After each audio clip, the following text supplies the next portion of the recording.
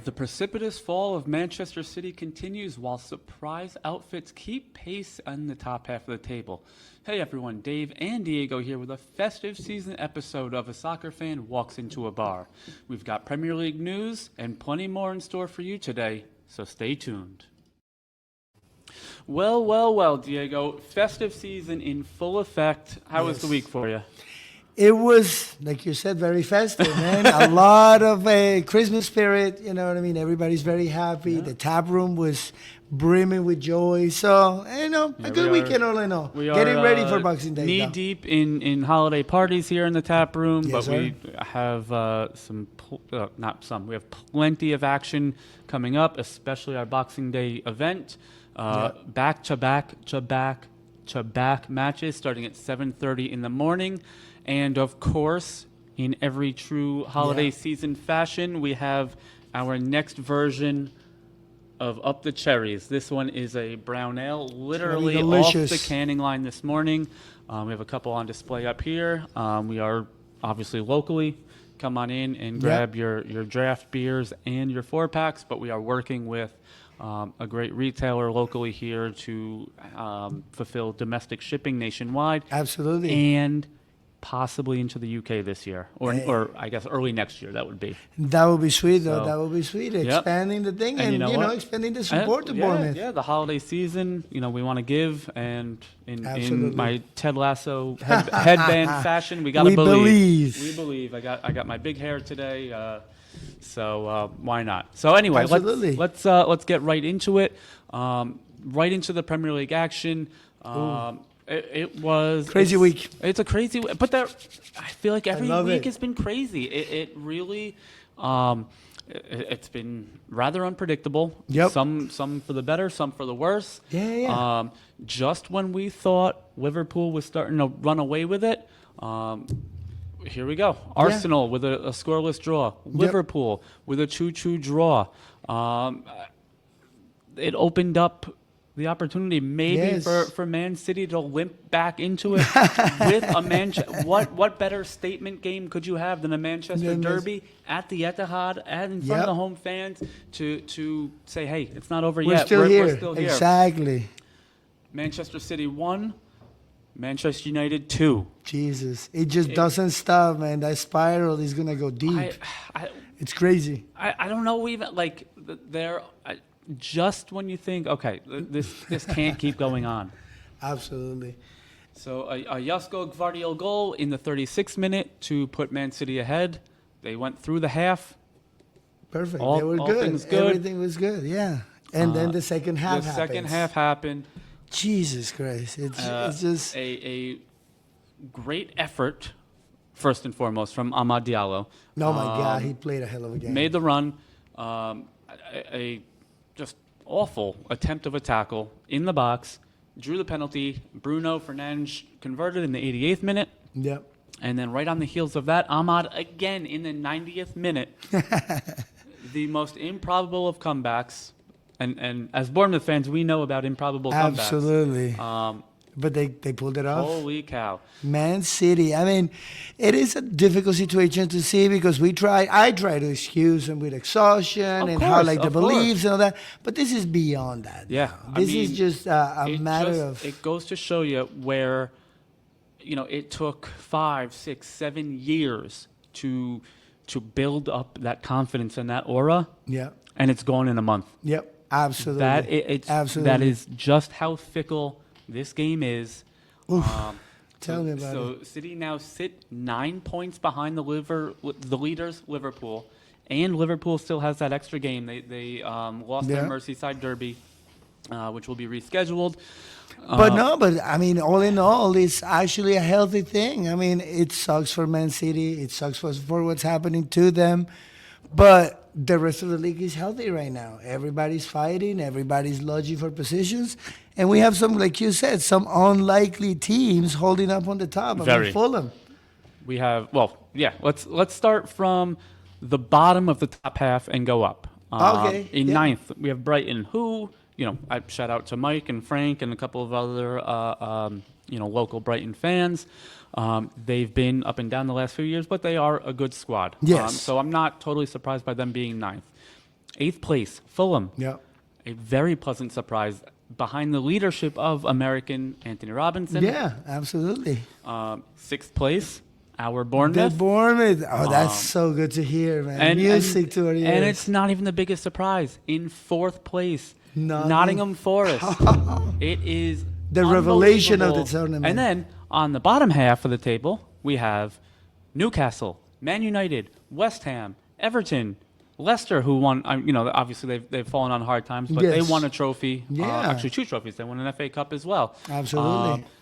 It's incredible to see the parity in the league right now. Yeah. No. It is a beautiful thing. It's like I said, maybe sometimes all that dominance, it was necessary to end, Right, and right. the team to struggle for everybody else to climb up, because it's a matter of motivation. Like now, you know that everybody can fall. Like Man City's results, if anything, I believe they have shown the rest of the league, that everybody can do it. Everybody can fight it out. Everybody can do their thing. And Liverpool not being as dominant, like you said, where we all thought they were going to just start running away with it. They dropped They a fall couple off of field, yeah. games, a couple of ties, a loss, and here we are. For sure. 6 points in between first and. So City now with only 1 win in their last 11 matches, Jesus. dating back to Halloween. In the next 8 days, well, I shouldn't say in the next 8 days. In an 8-day span, starting on the 21st, so starting this weekend, they visit Aston Villa, host Everton, and then visit Leicester. So Aston Villa, we said, are in 7th. Everton and Leicester are just above the relegation zone, so they desperately want some tough, points. yeah. They're in 16th and 17th. Any other world that you're in, You'll That's- say that's there's an 9 easy points. Yeah. Not right now. right now, I mean, I think they'd be happy with 4 points out of that. Yeah. You'd expect them to win at home against Everton. I would expect at least a point at Leicester, but that Aston Villa game, Is in not winnable. Birmingham, I don't Not expect right now. much, if not anything, out of that. No. Especially, you got Dibu there, you got Yonduran, the Colombian sensation. Yeah, and our boys going to take care of business So, over there. It's a different I don't know. situation. Yeah, I think they would be happy to get 1 win and 1 draw out of these 3, just based on their recent form. Yeah, I mean, they are now trying to stay in the middle of the pack. They're trying not to go too far down. That is a crazy situation, and, everybody else smells blood. So, Yeah, like yeah. you said, difficult stretch for them. You think that they Well, should and win, like you're saying, but No, I but don't know. you nailed it. You said everyone else smells blood.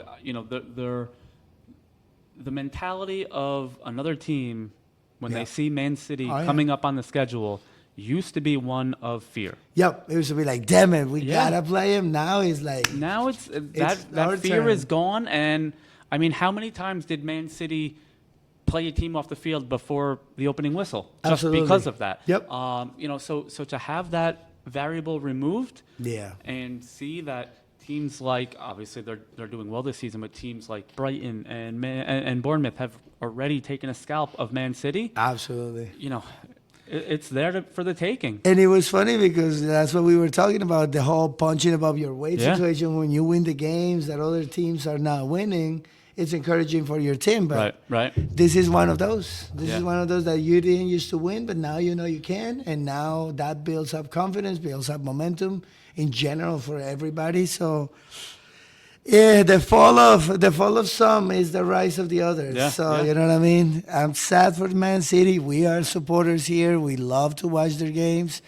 I mean, we have nothing but the greatest thing to say Yeah. about Holland. But Holland, right Pep now, Guardiola, and yeah. it really, again, we talked about it last week or the week before, really solidifies just how important Rodri was to this Yeah. squad. Oh, my God. And further cementing his Yeah. place on that Ballon d'Or podium. Yep. So, well, moving on to a team on the upswing. Our Bournemouth played host to West Ham Yeah. on Monday Night Football. It was a 3 p.m. start here on the East Coast. It was very interesting for Bournemouth, having seen the rest of the league play that weekend. Knowing exactly you knew what they had to exactly do. what they had to do. With a win of 3 goals or more, they would have been in the top 5. That would be sweet. They had plenty of chances early against West Ham. Just it couldn't click. Kluivert had a couple missed shots. Semenyo had a couple missed shots. Fabianski, the goalkeeper for West Ham, played incredible. Oh my God, yes. A extremely unfortunate / borderline for me handball on Tyler Adams actually. Went to VAR. It was not called on the field. Went to VAR. They reviewed it. Lucas Paquetá converted the penalty in the 88th minute. But just like we said, the never die attitude of Bournemouth. A somewhat innocuous free kick, probably about 25, 27 yards out, and a banger. Enes Unal lined it up and hit. Again, I know we're biased. Yeah, no, maybe that was best, a banger. Maybe bro. the best free kick of the year. That was a banger there. Oh my God. He was just far enough out to be able to get it up and around the wall and back under the crossbar. And Fabianski laid out, had absolutely zero chance. No. It was one of those for the film, man. Oh, that is for the highlight reel of the week, though. That goal was incredible. And to watch that upstairs, obviously, Bournemouth has a smaller stadium, but to hear that crowd erupt, all 11, 12,000 of them, was incredible. And that is one of the most beautiful things about us supporting Bournemouth like that we get to see a small market grow like, ready for the rise, as they say, and it is such an encouraging thing. It's, I guess that's why we do this as well. I don't want to downplay, the 125-year history of Bournemouth. I don't want to downplay everything that they went through and the successes they had under Eddie Howe, who's now at Newcastle. But the reality is in modern times is a different situation. For us, it's, we feel like we've, with Bill Foley coming in and Tyler signing and Evan Nielsen now and all these other guys, it's kind of a feeling like we got in on the ground floor, so to speak, and we are, of course we're 100% responsible with our beer with their logo on it. Let's go. But it feels like we are a part of their meteoric rise, and it's been a lovely thing to be around. Talking to fans from all over the country, all over Europe that support the brewery now. That we obviously in our very small capacity put Bournemouth on the map here stateside, and they've helped put us on the map across the pond. Exactly, and that is exactly what I mean by that. It's just a team that will never be heard of on this side of the world, right?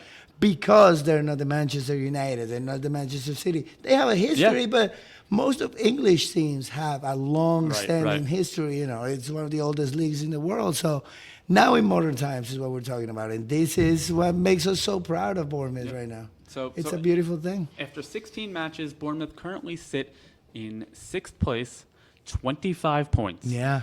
That is, at this stage in the season, 6 points ahead of last year, in which they had their highest ever points total. It is 4 points ahead of their highest ever placement when, under Eddie Howe, they finished 9th in the 2016-17 season. Exactly. So by any metric that you look at, best year ever. So far, they're on pace for the best year ever. Oh, that is incredible. I mean, they are already, whether we want to or not. This is the peak at the moment, and we hope it just carries over. As it stands right now, if any team in the top 5 win either the FA Cup or the EFL Carabao Cup, Bournemouth would be in Europe. So 6th place is not a guaranteed spot in Europe. No, but it's a thing to fight for. It's a thing to fight for, and the players feel it. You see it in the game. Yeah. You see it on the pitch. Their attitude has improved 100-fold. Yeah. And Tyler. Let's not say that we are partial in it, because he objectively is playing a great team game. Oh, yeah. Not necessarily himself. He's not doing the stat thing, scoring goals or anything, but he's doing the dirty work. Right. And it frees up the rest of the midfield for the other players. Lewis Cook, Semenyo, Kluivert coming back, Tavernier when he's on. So Absolutely. It really has opened up a lot of possibilities for this squad. The one thing, like you were saying, the one thing they really, really do need, and we got to remain objective here, is finishing the plays. Yeah. They need to get a little more confidence, or I don't know what it is, but they're doing great. They could be doing way better if this Oh, yeah, situation for of sure, for finishing in sure. the last 10 meters of the field. And will get fixed. obviously teams go hot and cold with that. Yeah. We are. Let me see. We have scored. I say we. Bournemouth have scored 24 goals, so that seems to be kind of mid-table, maybe in the bottom third. Yeah. Which is not ideal. But we're also at 21 goals conceded. Standing pretty good there in the top third. Yeah, no, this is a comeback team. This is not a team that's going to dominate you and is going to, erase you from the field. That's understood. But missing those options make a difficult, difficult situation. And on the pitch, a little worse. Just a little worse. It affects confidence eventually, so. Well, speaking of That's the one confidence thing. and always being in it, Bournemouth lead the league in goals in the last 15 minutes plus stoppage time. So they are the only team currently in the league with 10 or more goals in that period. I did a little bit more sleuthing. They are one of only, I believe, 2 or 3 clubs that have a positive goal differential in both the first half and the second half. Which is actually kind of hilarious to me because they only have a goal differential of plus 3. so to have a positive goal differential in each of those halves is even more of a statistical anomaly. It doesn't have to make sense, baby. We just gotta believe it doesn't. It is incredible. It really is between Bill Foley at the top, Andoni Iraola, and the whole squad. They really seem to be. The sum really seems to be greater than the whole of its parts. Absolutely. And that's what the great story of Bournemouth is right now. It's team. It is a team. It's not an individual player that's carrying everybody. Hasn't been any big side. There is one or two, but I mean, everybody Evan Nielsen has been the only kind of big, at least in terms of money signings. Yeah. They've brought in a lot of younger guys. Zabarny, Milos Kerkez, Tyler, Sinistera, who's dealing with some injuries. It's all right. Dean Howson, the 19-year-old defender.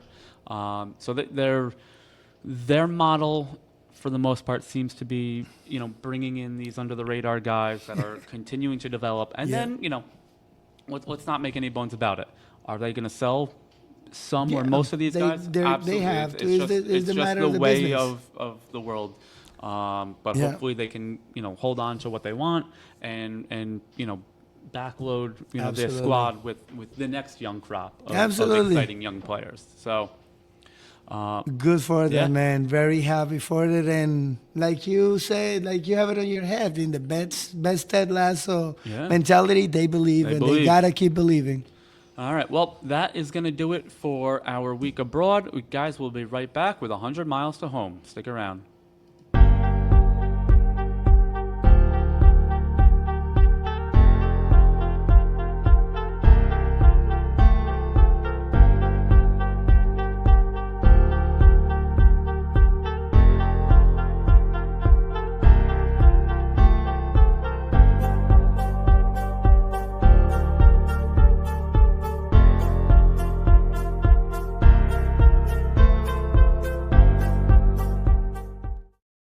All right, welcome back to A Soccer Fan Walks Into a Bar. We have Diego here. I'm Dave. Welcome, and here we go with 100 miles to home. Yeah, I mean, quiet. There is really nothing going on. It's been a little on. quiet for those of you that haven't tuned in all summer long. 100 miles to home is our segment on all things local professional soccer. That's our MLS squads, NYCFC, Red Bull New York, our NWSL squad, Gotham FC. We go down to the lower levels of professional soccer with Hudson Valley Hammers and the newest USL team that will be coming in, and that is Westchester SC. So, lots of fun action, But right now it's a little bit on the lighter side. Yeah, exactly. Not much to talk about. One. I don't even know that I would call it a big news story because he's basically been gone for 2 years. Yeah. But San Diego FC did have their expansion draft last week, and NYCFC's Thiago Andrade was taken by San Diego and immediately shipped off to Toronto. He made 33 appearances in 2022. Didn't really fit in very well towards the end of that season. And into 2023, he only made 4 appearances in 2023. And he was then loaned out to Atletico Paranaense and Shenzhen Peng City, which is part of City Football Group. So obviously, we wish all the best to him up in Toronto, but it will, not have much impact on the club as a whole. No, I mean, it's good to know that San Diego's building his team and everything. Yeah. And, the city didn't really lose much. No, That's no. actually a And positive, to be honest. Neither did Red Bull. So San Diego, they're obviously, it is very difficult, as an expansion team to, make a huge impact. Yeah. They have started to flesh out their roster a little bit, mostly, solidified with Chucky Lozano coming in. There are rumors of Kevin De Bruyne coming in. We'll see if and where that winds up. No, I'm not gonna lie. I am very excited for Lozano coming in. I am extremely excited. I love that player. He has been a lightning rod of a player. Yeah, everybody goes when he's playing well. Yes. Obviously, with a forward, if you're not scoring goals, you kind of fall off the pecking order. But he has the potential to really light this league on fire.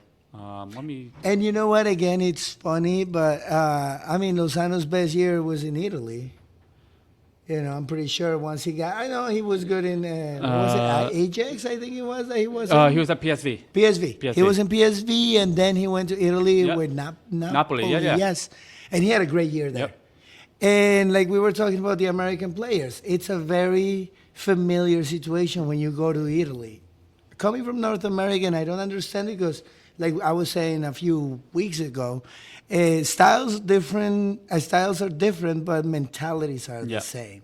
So like you get to fit really well. So him coming to America, I believe is going to be a little resurgence on his play just because of the way the things work in the league. You know what I mean? My only, and I don't know if it's a concern. He's been rather successful everywhere he's gone. Yeah. 18 goals in 70 caps for the Mexican national team. He's won the league for Pachuca. He won a CONCACAF Champions League at Pachuca. He won Eredivisie twice in 2 different stints with PSV. He won Serie A and Coppa Italia. But that with was Napoli. His best year to me personally. Yep. That was the peak right there for him. So for him, and obviously I don't know him obviously that well at all. He's a 29-year-old, so he's been around a fair amount. With the Mexican population of San Diego, he will be the face of this club. He definitely will. He can handle it. And that's my only concern. I'm not saying he can't. I don't know. I don't know him enough. He can. I'm not that familiar with him off the field to see what kind of aura he has. So it will be. I am not from Mexico, but I do follow the Mexican national team because of my friends and all close people. And he's a leader. He knows how to be a leader. He's not controversial. He doesn't say anything. He doesn't really speak out to the public or anything like that. So that's an advantage that he's got. Right. He keeps things in-house. And on the field, he's just the engine. That's, I think, what he's going to be. He's going to be the engine of that team. I don't even think he might play striker. I think they're going to move him a little, further back. Well, it'll be try to have him come up it'll from be the, very from the interesting middle. to see how the tactics of the management fit in with Chucky's playing style and what he wants to do. And again, he's been around a while. He's got over 300, probably close to 400 matches between club and country. So at 29 years old, there are some miles on those legs. Yeah, not to say that he doesn't have more in the tank, but for someone that's played in the Netherlands and Italy, two smallish geographic countries, to now be on the West Coast and traveling back and forth for MLS, that would be a difficult thing to do. It's going to be an issue. That might be an issue for him, but we'll see. I mean, I didn't know that was happening, but as soon as I heard that name, it got me very excited. So we're going to have to follow San Diego a little bit, just for personal reasons. I think a lot of the Mexican-American world, in addition to following their quote unquote hometown club Yes. from their heritage. I think San Diego will have a lot of eyes on it, just like LA did with Chicharito and LAFC with not Dos Santos. No. Tronco. The name is escaping me, but you got Houston that had Hector Herrera. Oh, yes. So a lot of these teams that, I'm going back old school. Chicago Fire when they got Cuauhtemoc Blanco. Oh, that was a huge these blockbuster. clubs that bring in a major Mexican player, or even Tampa Bay when Valderrama was there. You find your demographic. You do play to your demographic. Diaspora really gets behind that club. Yeah, 100%. And San Diego's a huge market also. So Yeah. it'll be interesting to see not only their success on the field, but are they able now to pull in more players? Obviously, who wouldn't want to live in San Diego? Well. The food, the culture, the ocean, everything, the weather. Yeah. The So weather is beautiful. So big ups for San Diego, and let's see what happens next year. yeah. All right. So moving on, what's on tap? We have a big week in store. We finally get some quantity back. Not that the quality is suffering by any means, but we do have. What do we have? 6 matches this week upstairs in the tap room. Yep. And Come on and check we're it out. happy to be here for it. Kicking off later today with some EFL Cup action. Southampton facing Liverpool. Southampton will be hosting 3 p.m. today. Tomorrow, more Cup action, and this is a big matchup. Tottenham hosting Man United. Oof. So 2 teams That's for that are positions right there. Yeah. Well, so this is, where are we? The quarterfinals, I believe. Yeah. Yes, we are in the quarterfinals. So the other 2, just parenthetically, are both today. Arsenal hosts Crystal Palace in a London derby, and Newcastle Brentford. So for the Bournemouth fans, we should be rooting for Arsenal to win this tournament, or Liverpool. Arsenal or Liverpool would help Bournemouth when it comes to European Yeah, that's what play. I meant. We need one of the top guys to win. So that's that. Saturday morning, we have a very early start, 7:30 with the Citizens as they travel to Birmingham for that big match with Aston Villa, and that could be put up or shut up time. For City? For City. It's been, and they I know, keep shutting up, and we keep giving them the chances. And but you know what? We said the same thing about Arsenal, and look where they are they now. sit third, only 6 points back. So, we still have more than half the season left. Yeah. But I do think, for confidence purposes, Man City needs to get back in the win 100%. column. It's getting a little tough. Shortly after the end of that match, we will go to London. West Ham United hosting Brighton and Hove Albion. Shout out again to Big Mike over there, our big Brighton fan. This is a big one for them too. If they want to get back into the fight for European places, They need to start winning again. it starts here. An away match in London. It's not a huge travel trip for them, but they currently sit 9th on 24 points, even with Fulham. But obviously, other results need to happen. But a big win for them could put them level on points with Man City, who are in 5th. So again, that very tight top half of the table does not seem to want to give up. No. Which is No. Everything is happening to make it more it's exciting. a great time to be a fan of just the league in general with all this. Absolutely. We don't have Chelsea. We need to start finding some Chelsea matches, man. You know what? Yeah. They are being interesting right now. We need to get at least one at We some gotta. point. Let's see who they have coming up next week, in the next couple of weeks. Anyway, moving on. Sunday morning, 9 a.m. Manchester United host Bournemouth.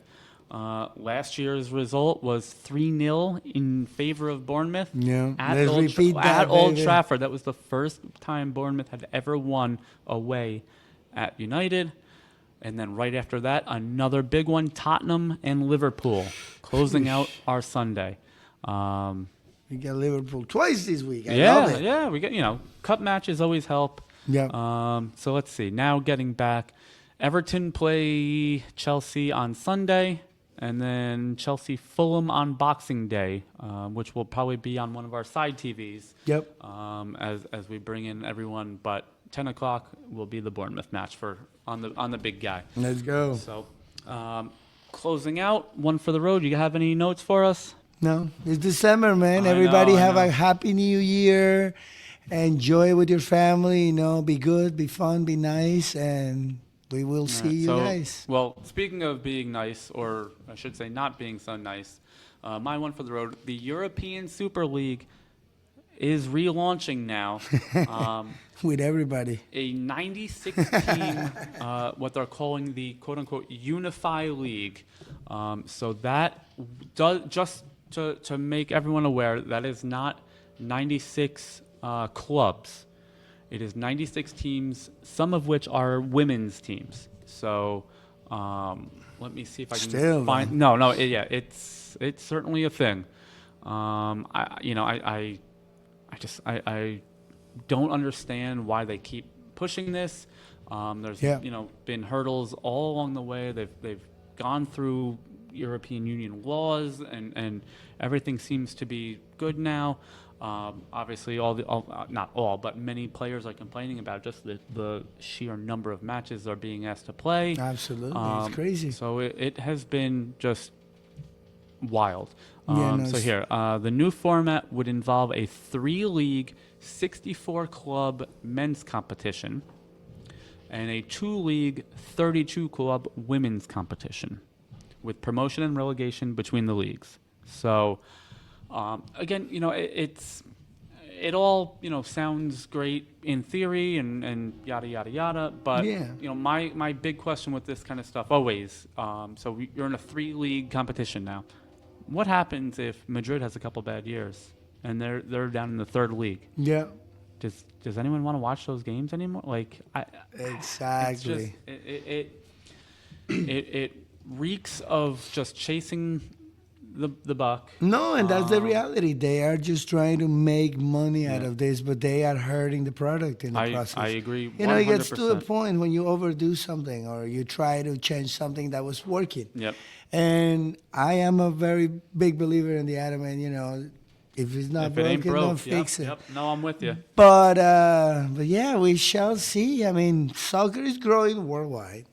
So that's the thing. A lot of the few last countries that didn't used to follow soccer are starting to follow soccer nowadays. America included. America included, absolutely. So I understand their point of view in the sense of trying to reach out and give relevance to these other teams, but the established leagues are going to lose at the end of the day. Right. Like you said, any of these teams have a bad year, started faltering, and there we go. Yep. That's the first domino that kicks on the whole line. Yeah, for sure. Well, all right, guys, that's going to do it for us this week. Just so you're aware, obviously, next Wednesday is Christmas, so we are going to try to maybe move up. Next week's show. That way we can still give you your... I know everyone's Christmas gift is to have another show from us, so... Stay tuned for that. Give us a follow on Instagram, on Facebook, on Blue Sky, on X. Throw us an email. Come up to the tap room. Come chat with us. We love to talk soccer. That's why we started the podcast. Make sure if you are local, you get yourself a 4-pack or 2 of Up the Cherries Brown Ale. It's delicious, man. Version of the beer that we make for Bournemouth. Yeah, I'm very proud of it. So come and support us. No, thank you guys for another great show. Thank you, Diego. We'll catch you early next week for our special Christmas time show. And we'll catch you soon, all right? Cheers, Bless guys. up, guys. Good night.